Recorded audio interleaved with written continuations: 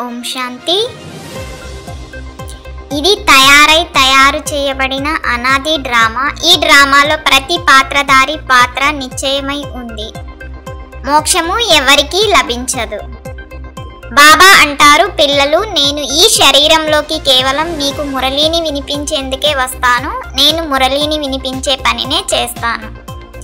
ఏ విధంగా నక్షత్రాలు ఏ ఆధారము లేకుండా ఆకాశంలో ఉన్నాయో అలాగే ఆత్మలమైన మనము మరియు తండ్రి అయిన పరమాత్మ మనమందరము మహాతత్వములోనే ఉండేవారము. గతి మరియు సద్గతి దాతను నేనే. ఎప్పుడైతే మీరు పవిత్రంగా అవుతారో అప్పుడు నేను మిమ్మల్ని తిరిగి తీసుకువెళ్తాను. ఇతర ధర్మస్థాపకులు ఎవరైతే వస్తారో వారు సద్గతి చెయ్యలేరు. వారు కేవలం తమ ధర్మస్థాపనను చేసి ఆ ధర్మాన్ని వృద్ధి చేయడం మొదలు పెడతారు. గీతలో శివుని పేరు ఉన్నట్లయితే అది అన్ని ధర్మాల వారి శాస్త్రం అయ్యేది. శివబాబాను మరచి ఇతరులను స్మృతి చేసినట్లయితే అంతిమంలో ఫెయిల్ అయిపోతారు.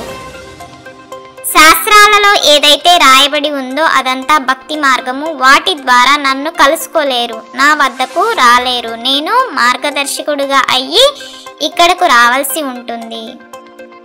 ప్రతి ఒక్కరి ధర్మము వేరు. వారు తమ ధర్మశాస్త్రాన్ని చదవాలి. ఇక్కడైతే ఎన్నో శాస్త్రాలను చదువుతూ ఉంటారు. వీటిలో సారమేమీ లేదు. ఎంతగా చదువుతూ ఉంటారో అంతగా నిస్సార ప్రపంచంగా అవుతూ ఉంటుంది. మాతాపితల యొక్క మతమనుసారంగా నడుచుకున్నట్లయితే స్వర్గపు అపార సుఖాలు లభిస్తాయి. రుద్రజ్ఞాన యజ్ఞంలో విఘ్నాలైతే తప్పకుండా కలుగుతాయి.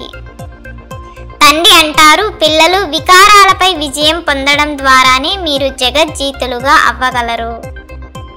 ఇక్కడ ఇది మెదడు పని. ఇందులో కష్టపడాలి. దదీచి ఋషి ఉదాహరణ ఉంది కదా. జ్ఞానము యొక్క మంచి ధారణ కొరకు పవిత్రతా వ్రతాన్ని ధారణ చెయ్యాలి. ఇది అంత్యకాలము. అందుకే ఒక్క తండ్రి తప్ప ఇంకెవ్వరూ గుర్తుకు రానట్లుగా అభ్యాసము చెయ్యాలి. దదీచి ఋషి వలె సేవ చేస్తూ వికారాలపై విజయం పొంది జగజ్జీతులుగా అవ్వాలి. సమయం యొక్క వేగము అనుసారంగా సర్వ ప్రాప్తులతో సంపన్నంగా ఉంటూ మాయాజీతులుగా అయ్యే తీవ్ర పురుషార్థి భవ. బాబ్దాదా ఏ ప్రాప్తులనైతే కలిగించారో ఆ సర్వ ప్రాప్తులను